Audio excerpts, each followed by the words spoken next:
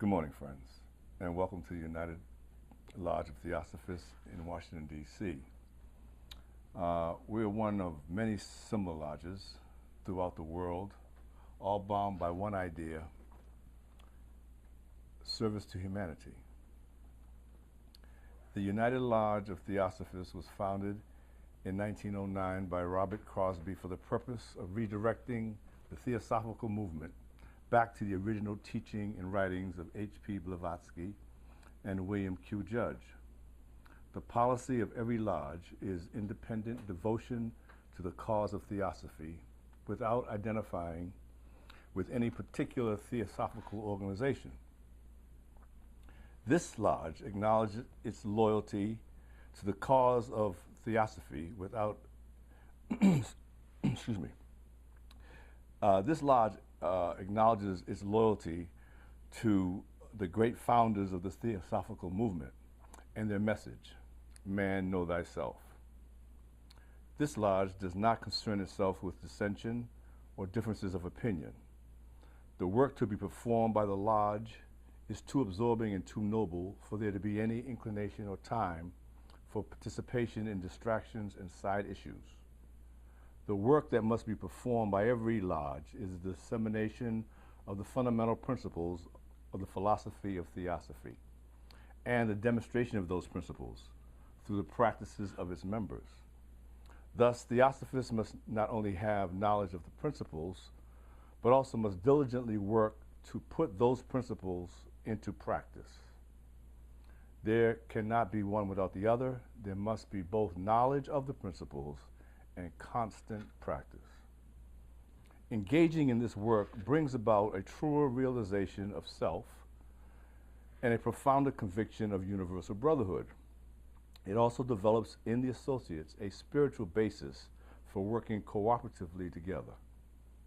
Thus, the association is held together without any need of a formal organizational structure with a constitution, bylaws, or officers. In fact, the ULT declares that the unquestionable basis for union among all theosophists is similarity of aim, purpose, and teaching, and that this basis is the bond among all theosophists. The ULT is truly an association of individuals and not your typical formalized organization. It's made up of students working together in altruistic service to humanity. Since the central idea of theosophy is universal brotherhood, the ULT considers all people who are engaged in the true service of humanity to be theosophists, without regards to their race, creed, gender, condition, or organization. There are no artificial external barriers to inclusion in the theosophical movement. The lodge welcomes all those who are in accord with its declared purposes and those who wish to prepare themselves to be better able to teach and help others in the pursuit of self-realization and the unity of mankind. This week's talk is on the mystery of individuality. Next week's talk is on the fundamentals of theosophy. This student will now do the reading before the talk of the day. I will now tell thee what is the object of wisdom, from knowing which a man enjoys immortality.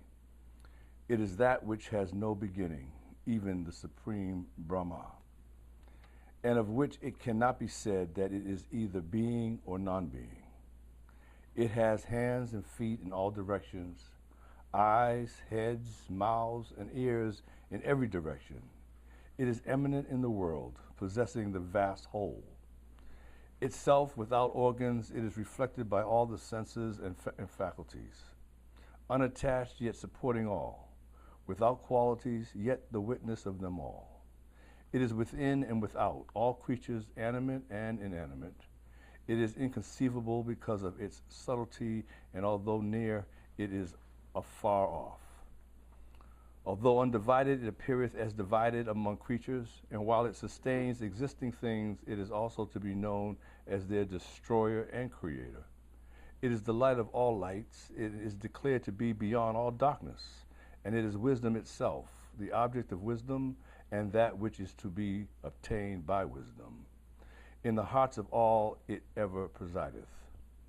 Thus hath been briefly declared what is the perishable body, and wisdom itself, together with the object of wisdom.